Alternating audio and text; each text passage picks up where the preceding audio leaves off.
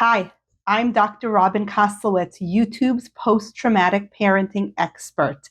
Today we're going to talk about one of the DBT skills that any post-traumatic parent can use even if you haven't done DBT therapy, even if you're not currently in therapy. But first, if you like this content and you find this interesting, if you're a parent who wants to give her child the healthy childhood that we never had, if you're a parent who's feeling so depleted by recent stress in your life that you feel like there's nothing left for parenting, welcome. You're in the right place. Please click subscribe below so you never miss another video. Another way to interact with post-traumatic parenting and our community is by following me on Instagram at Dr. Koslowitz Psychology. There's a subscription option. There are channels. There's a lot of way to interact with me and to DM if you wish this video allowed for more of a conversation. If you wish you could ask questions or comment more actively, Instagram's the place to do that. You can also find the Post-Traumatic Parenting podcast available wherever you get your podcast. The book is forthcoming, and you can also find my blog, Targeted Parenting, on Psychology Today.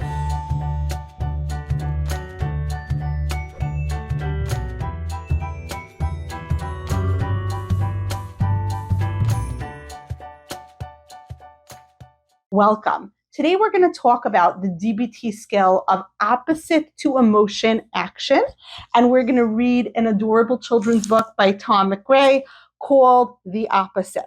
So opposite to emotion action is a way of learning how to relate to our emotions from DBT. The idea is our emotions convey a lot of wisdom, right? Our emotions tell us a lot about the world. They give us information. When we're afraid, we know that something is dangerous. When we're angry, we know there's a problem we need to solve. When we're sad, we know we miss someone. When we feel love, we know we feel connection. So our emotions give us some very specific action urges. They tell us what to do. If I'm afraid, I can engage in fight or flight. I can fight the threat. I can run away from the threat. I can freeze up. So my anxiety and my fear tell me, they give me specific action urges. If I'm sad, I can curl up in a ball and think about what made me sad. I can feel depressed and low energy. If I'm angry, I want to lash out. I want to yell.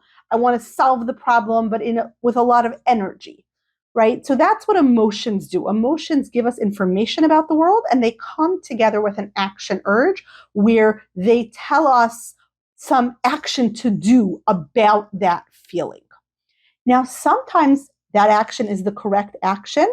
Sometimes something threatening exists and we should run away from it. Sometimes when we're angry, we should communicate assertively about the problem. Sometimes when we're sad, we should conserve our energy.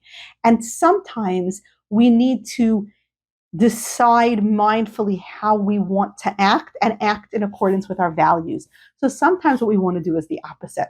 So suppose that we have a giant project due at work and it's a make it or break it project. It's something that our next promotion is relying on and we're so anxious about it. Just want to avoid thinking about it and put it off and put it off. And suddenly there's a lot of laundry to do. And suddenly I have to make this phone call and suddenly I have to organize my desk because my anxiety is telling me to avoid. Maybe I'm really sad about something and I need to go on with my life.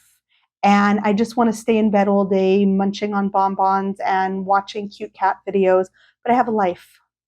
And I can't do that forever. Maybe I can make some space for that, but at some point I need to regain my energies and move on with my life. Maybe I'm super angry. And instead of yelling or lashing out at my kids, I want to communicate calmly about solving the problem in the future. So sometimes we have to train ourselves to do the opposite, exactly what our emotion is not telling us to do. So let's read about the opposite because this is a great way to learn this skill.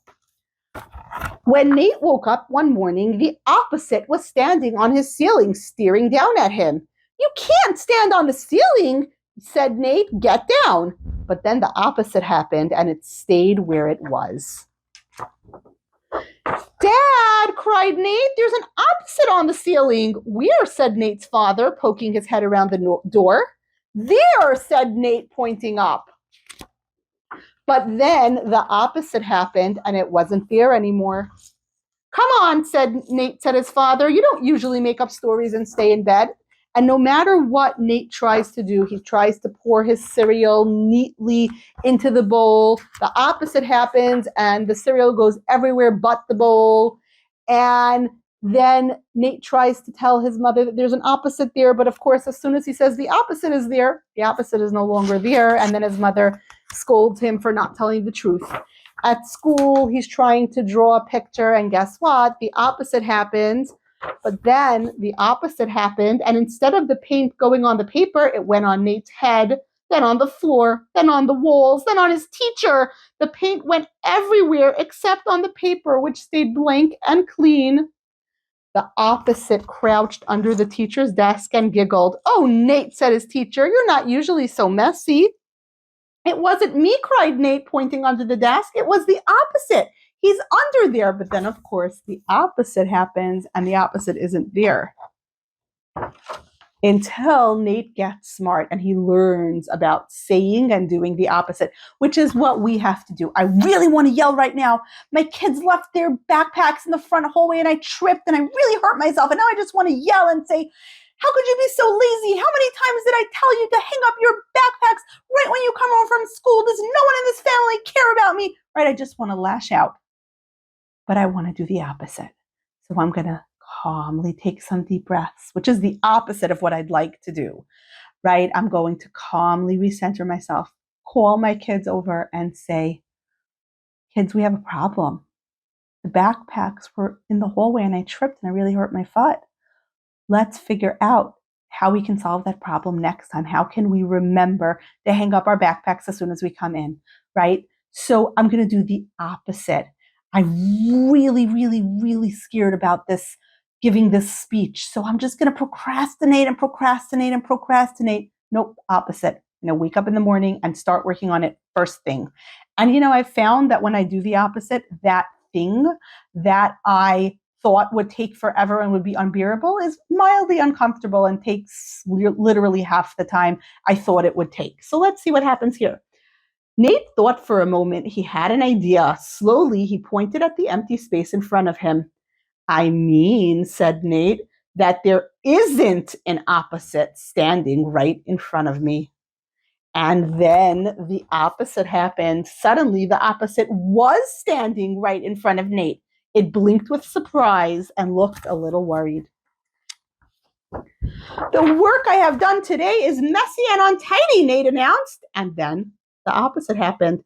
The opposite bared its teeth, but it was too late. Nate's painting was now as tidy and perfect as you please. And, said Nate, smiling, I have so enjoyed having the opposite with me today, and I do hope it will stay around forever and ever and ever. And then the opposite happened. With a shriek and a hiss, the opposite disappeared in a puff of green and yellow smoke. And that was that. Very quickly, Nate's teacher and classmates persuaded themselves they had never seen the opposite, and none of it had ever happened. But Nate knew what had happened, and now you do too. And if you ever meet an opposite, you will know how to deal with it. So let's remember the opposite, right? When Nate woke up the next morning, the opposite was standing on his ceiling, staring down at him. Oh, good, said Nate. I hope the story goes on forever and ever. The end. So let's remember the opposite.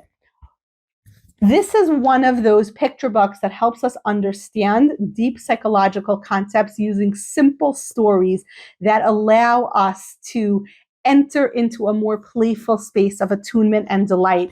I love using picture books to teach anybody, whether you're 9 or 99, about psychological theories. Do you like this way of learning about psychological theory? If you do, please comment below. I'd love to hear about other psychological concepts, theories, or ideas that you would like to be unpacked using a picture book. When I think about opposite to emotion action, I like to imagine this opposite monster. And I like to think, okay, I am doing the opposite now. My body, my action urges are lash out, avoid, run away, cower in fear, get into bed and pull the covers over your head. and my emotion is telling me to do that. My action urges are telling me to do that. My body is telling me to do that. And I am a thinking human with conscious awareness.